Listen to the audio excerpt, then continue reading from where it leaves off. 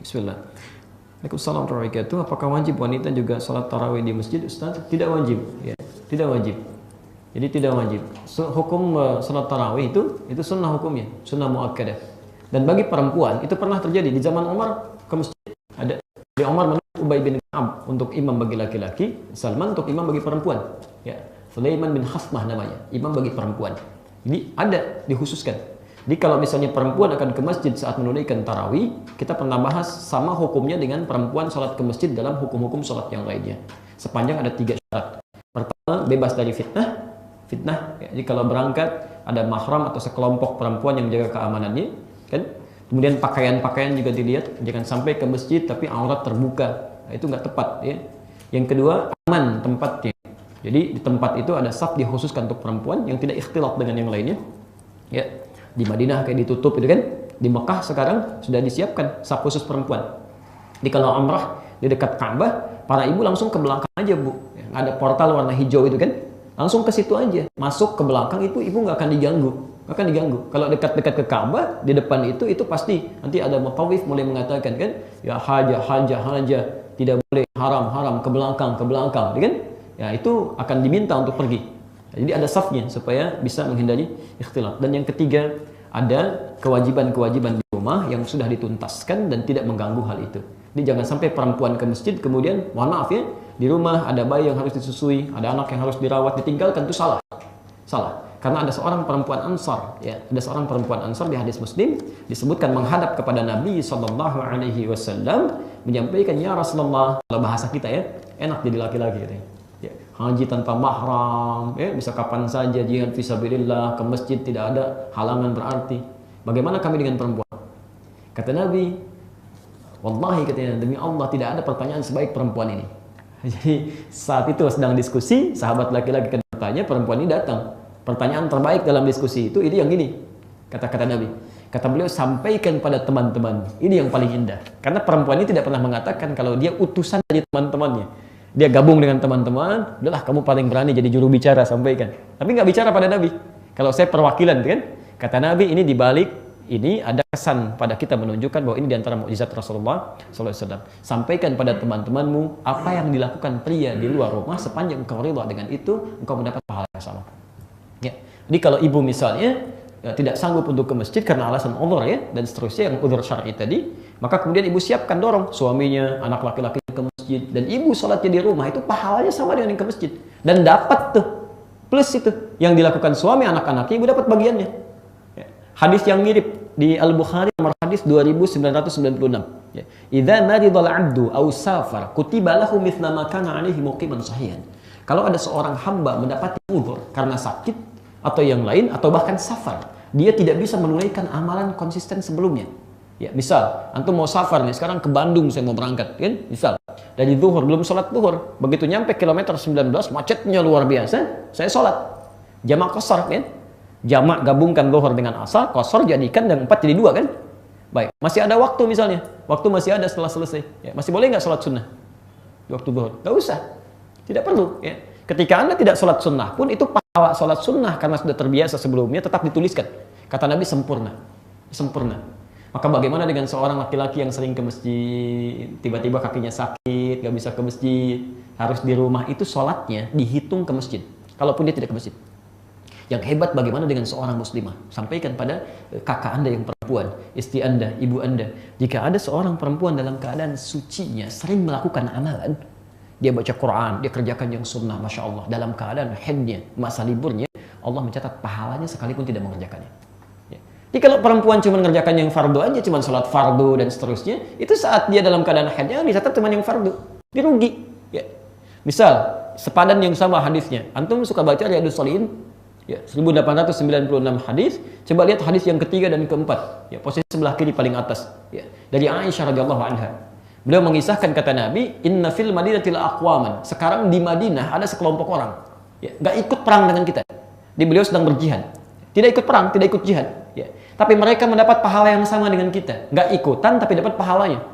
Kenapa? Habasahumul marad, karena mereka sedang terkena penyakit, sakit, jadi gak bisa berangkat jihad. Di orang yang terbiasa dengan amalan, kemudian dia kerjakan itu, kemudian tidak sanggup menunaikan di seketika waktu, pahalanya tetap dicatat. Okay? Itu bagi laki-laki. Nah, yang perempuannya kalau nggak bisa kerjakan, dia fasilitasi. Ditunaikan di rumah. Berlaku hadis semakin ke dalam di rumahnya, di kamar semakin ke dalam itu semakin banyak pahalanya. Sama dengan ke masjid. Apalagi kalau ibu fasilitasi anak laki-lakinya, dorong suaminya, siapkan perangkatnya, maka berlaku hadis Muslim nomor hadis 1893. Ya, man dalla ala khairin falahu ajruhu mithla ajri fa'ilihi min ghairi an yanqusa min ajrihi syai'. Siapapun yang memfasilitasi pada kebaikan kemudian dikerjakan oleh orang bersangkutan, dia mendapat pahala yang sama tanpa dikurangi sedikit pun. Sempurna. Ya. Jadi tidak wajib bagi perempuan untuk tarawih di masjid. Ya. Lihat kadar kelonggarannya. Begitu juga bagi laki-laki, tidak wajib di masjid. Ya. Tapi afdoliyahnya dengan berjamaah. Afdoliyahnya, bukankah Nabi 3 malam di masjid? Kan? Malam 23, malam 25, malam 27. Sekali kadang berubah. Ya, tapi bukan berarti cuma 3 malam aja, tidak. Maksudnya ke masjid itu sangat dianjurkan bagi yang bisa mampu berjamaah dan di masjid. Hanya Nabi kemudian tidak meneruskan, subuhnya menyampaikan kepada para sahabat, aku khawatir kalau sholat ini dijadikan wajib untuk berjamaah di masjid. Karena saking banyaknya orang ke masjid saat Nabi ke masjid. Ya. Apakah perempuan juga diharuskan i'tikaf di masjid di 10 hari akhir Ramadan? Tadi saya sudah terangkan hukumnya diikat dengan 3 hukum tadi. Ya, kalau ada kelonggaran silahkan. Kalau tidak, dorong suaminya yang laki-laki untuk i'tikaf. Itu yang lebih utama. Ya. Saya punya pengalaman di 2 tahun lalu. Di Timur Tengah itu ada suami istri, Masya Allah, Pak, antum bisa tiru ya. Antum kan cari dunia itu luar biasa kan. Mau sampai dibawa kemana gitu. Ya, kapan nyiapin akhiratnya?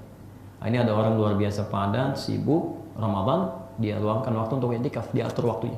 Dia maksimalkan kerja, 10 hari terakhir, dia bisa cuti, dia ambil i'tikaf. Dia punya target, rencana pengen hafal Quran 3 juz. Ya, nah, orang kantor, ya minimal 3 juz aja. Begitu pamit pada istrinya mau i'tikaf, istrinya siapkan dengan rapi ya, segala kebutuhannya. Itu istrinya punya anak 3. 1 masih menyusui bahkan ya, yang 2 masih kecil. Begitu tahu suaminya punya rencana menghafal Quran, istrinya pengen juga di rumah. Begitu disiapkan, suami berangkat, Masya Allah dalam merawat anaknya dia menghafal, suami juga menghafal. Begitu pulang singkatnya 10 hari terakhir, begitu pulang suami senangnya luar biasa, wajahnya berbinar. Ya hafidtu 3 ajza, saya sudah hafal 3 juz nih, Masya Allah. Istrinya senyum, dicium tangannya, tangan suaminya, Masya Allah. Istrinya diam-diam tidak mengatakan, sudah hafal 30 juz dalam 10 hari. Dengan izin Allah Subhanahu wa Ta'ala. Ya. Di keutamaan itu bisa saling kita lakukan, yang penting niatnya diikhlaskan dan Masya Allah ada kebaikan-kebaikan besar di situ. Ya. Tolong jangan salah paham ya. I'tikaf bukan syarat mendapatkan Lailatul Qadar. Tolong catat betul pernyataan saya ini. I'tikaf bukan syarat mendapatkan Lailatul Qadar. Ya. Karena Lailatul Qadar itu turun pada malam hari, ya, turun pada malam hari di malam-malam Ramadan. Makanya disebut dengan Lail. Inna anzalnahu fi Lailatul Qadar. Ya. Tahukah Anda ya tentang kami turunkan Al-Qur'an, sungguh kami telah turunkan Al-Qur'an di malam Al-Qadar. Wa ma adraka ma Lailatul Qadar? Tahukah kalian tentang Lailatul Qadar itu? Ya. Nah, pertama disebut Lail. Artinya apa? Lailatul Qadar itu artinya kemuliaan yang turun di malam Ramadan. Malamnya, ya, malamnya bukan siangnya. Jadi kalau Anda maksimalkan amalan di malam-malam Ramadan, sekalipun tidak i'tikaf misalnya, itu bisa dapat peluang Lailatul Qadar. Ya. Tapi kalau Anda misalnya i'tikaf tidak memaksimalkan malam-malam Ramadan, cuman tidur, cuman diam, nggak akan dapat juga. Ya. Dan yang kedua, Lailatul Qadar itu dirahasiakan oleh Allah waktunya. Ya, kadang bisa datang di awal, di pertengahan, walaupun lebih banyak di akhir. I'tikaf itu kegiatan zikir yang bisa membantu fokus ibadah. Itu maksudnya. 10 hari tingkatkan lagi, supaya pahala banyak lagi. Sebab kalau Anda di rumah, yang dilihat kadang-kadang bukan hal yang membantu ibadah. Ya, lihat TV pengen nonton, lihat majalah pengen lihat handphone pengen bikin status, itu kan macam-macam. Yang didengar juga mempengaruhi. Ya, tapi kalau ke masjid, Masya Allah dilihat Quran. Ya mau tidur, ya orang lain nggak ada yang tidur. Cuman antum aja, jadi malu kan? Dorong lagi. Itu yang maksudnya. Jadi mengondisikan amalan. Dan bila pun dapat nanti, Lailatul Qadarnya jatuh di 10 malam terakhir, maka Alhamdulillah. Ya, Alhamdulillah. Ini sudah disebutkan, mana yang paling utama, apakah di masjid atau bersama imam atau di rumah. Ya. Lihat kondisinya. Kalau memang bisa ke masjid, tadi ya, yang telah kami sampaikan, itu silahkan. Di zaman Umar ada. Yang penting ada saf untuk perempuannya, kan? Kemudian aman, situasinya bebas dari fitnah dan berakhir atau terbebas dari tanggung jawab perempuan yang ada di rumah. Maka yang paling utama ke masjid. Silahkan. Ya. Umar menyediakan saf khusus. Ya. Ya, dengan imamnya Sulaiman bin Khathmah. Ya, ada. Laki-laki Ubay bin Ka'ab. Silahkan, ada pahalanya. Karena di masjid beda dengan di tempat biasa. Dari tempatnya aja dapat 25 kebaikan. Jarak 1 ke 2 500 tahun, 2 ke 3 500 tahun, 3 ke 4 500 tahun. Itu baru datang. Ya. Kalau berniat ibadah ya, di antum pengen ibadah ke masjid, nunggu waktu saya mau itikaf nih. Itu baru datang aja udah dapat 25 kebaikan. Belum mengerjakan apa-apa. Ya. Tapi bukan berarti cuman santai ya. Lumayan 25 kebaikan daripada tiduran di sini dengan tiduran ke masjid ya. Itu nggak dapet. Ya. Jadi kita niatkan ibadah. Begitu sampai masuk masjidnya ada doa. Allahumma ftah li abwaaba rahmatik. Pahala lagi. Sebelum duduk, antum sholat tahiyatul masjid, pahala lagi, kan? Di semua kegiatannya banyak pahala kebaikan di situ. Doa cepat terkabul, kan? Rahmat diberikan. Itu kalau ada. Tapi kalau tak mampu dengan keadaan tadi, cukupkan di rumah, itu nilainya sama dengan di masjid. Bagi perempuan yang tak mampu ke masjid, sama. Ya. Saya sarankan ibu, kalau di rumah ada musola, maka kalau nggak bisa ke masjid di musola. Kalau tidak ada musola, ibu bikin mihrab. Mihrab. Insya Allah. Mihrab itu jangan keliru ya, jangan keliru paham. Mihrab itu bukan khusus tempat imam, tapi tempat yang dikhususkan untuk kepentingan ibadah. Silahkan bikin. Ya. Maryam itu punya mihrab. Punya mihrab. Ya. Dalilnya di Quran surah 3 Ali Imran ayat 37. Posisi paling kiri sebelah bawah itu ya. Nabi Zakaria punya mihrab. Punya mihrab. Ya. Di ayat 38 dan 39-nya, posisi paling kanan sebelah atas. Itu punya. Dan mihrab hebatnya itu untuk bisa mempercepat doa dikabulkan. Kalau Anda ibadah dengan benar di situ, itu doa cepat dikabulkan. Ya. Kan saya pernah katakan dulu ya, Nabi Zakaria diberikan ujian oleh Allah, sudah puluhan tahun, sepuh, rambutnya beruban, fisiknya lemah, istrinya divonis secara medis monofos dan mandul. Mustahil punya keturunan. Tapi beliau beribadah di mihrabnya. Mohon pada Allah dalam berdiri dalam salatnya. Hunalika da'a Zakaria rabbah, qala rabbi habli min ladunka dzurriyyatan thayyibah innaka sami'ud du'a. Di sana di mihrabnya Nabi Zakaria bermohon kepada Tuhannya, ya Allah, mohon anugerahkan keturunan dari sisimu. Orang lain mengatakan mustahil saya punya anak. Engkau pasti dengar doa saya. Kalau saya sudah bermohon kepadamu belum dikabulkan, kepada siapa lagi saya mesti minta? Engkau yang maha mendengar. Ya, kalau yang maha mendengar saya tidak mengabulkan, siapa lagi yang mesti saya tuju? Maka setelah selesai doanya, sedang berdiri di mihrabnya, Masya Allah, fanadatful malaikatu wa huwa qaimun yusalli fil mihrab. Maka turun seketika malaikat menyampaikan kepada beliau saat itu di mihrabnya, sedang sholat, sedang berdoa. Ya, kata malaikat, "Annallaha yubashshiruka bi Yahya." Allah kasih kabar gembira, Anda akan punya anak namanya Yahya. Yahya artinya hidup. Yang mustahil menurut manusia lahir dari rahim perempuan yang monofos dan mandul bayi yang hidup. Kata Allah tidak ada yang mustahil, jadi dan hidup dia.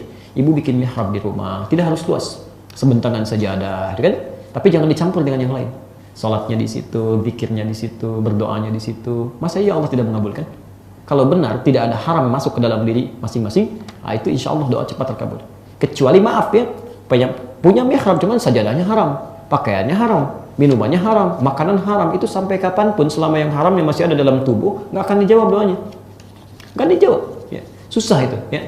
Hadis Muslim nomor hadis 1015 bisa dilihat juga di Al-Arba'in An-Nawawi, Al-Arba'in An-Nawawi yang nomor hadis ke-10 itu. Korelasi antara makanan haram ya, dengan terkabulnya doa. Thumma dzakara ar-rajula, Nabi mengisahkan seorang lelaki ya, yutilus safara, melakukan perjalanan panjang, asy'atha aghbara, sampai rambutnya berantakan, pakaiannya kumal, gitu kan? Yamuddu yadayhi ilas sama, tangannya diangkat ke langit. Di syarat pertama doa cepat dikabulkan dalam safar. Antum kalau umrah, ya, haji, nengok orang tua ke kampung halaman yang jauh dengan pesawat tuh banyak doa cepat dikabulkan. Mengangkat tangan lebih cepat dikabulkan dibanding yang diam. Tapi nanti ada adabnya, kapan mengangkat, kapan menurunkan, kapan satu jari, kapan banyak, tuh ada ketentuannya. Yang terakhir, fayaqulu, dia mengucapkan, ya Rabb al-asmaul husna. Diawali dengan al-asmaul husna. Ya, makanya kita belajar fikih al-asmaul husna. Itu kalau cepat dipahami, itu cepat dikabulkan. Dia melakukan ketiganya. Seharusnya 6 kali lebih cepat. Dia menangis, ya, maka kata Nabi, anna yustajabu lidzalik. Mustahil doamu bisa dijawab, mustahil bahasanya. Bagaimana bisa dijawab? Ya? Famatamu haram, makanannya haram, masyrabu haram, minumannya haram, ya? Maaf, malbasu haram, pakaiannya haram, wa ghudhiya biharamin, dan keluarganya diberikan makanan perangkat yang haram. Maka bisa nggak Anda terbayang? Ya, suami, hati-hati, jangan bawa yang haram ya. Jangan bawa yang haram. Anda berikan pada anak itu mencegah kebaikan banyak hal, susah nanti. Ya, anak makan yang haram, ibu makan yang haram, istri makan yang haram, kerabat makan yang haram, pembantu makan yang haram. Masya Allah, ya, doa nggak dijawab. Kalau itu nggak tobat sampai di akhirat nanti, itu ke neraka masuk bareng-bareng tuh. Ya, kalau imannya tidak ada, amal baiknya tidak ada, dosanya menumpuk di situ, itu bahaya. Bahaya. Karena itu coba bikin mihrab, ibu bisa lakukan di mihrabnya, tunaikan ibadahnya. Dan cuman ibadah aja, jangan dicampur dengan yang lain. Ya, termasuk sekarang ada handphone macam-macam ya, terima handphone keluar, apalagi urusan dunia ya.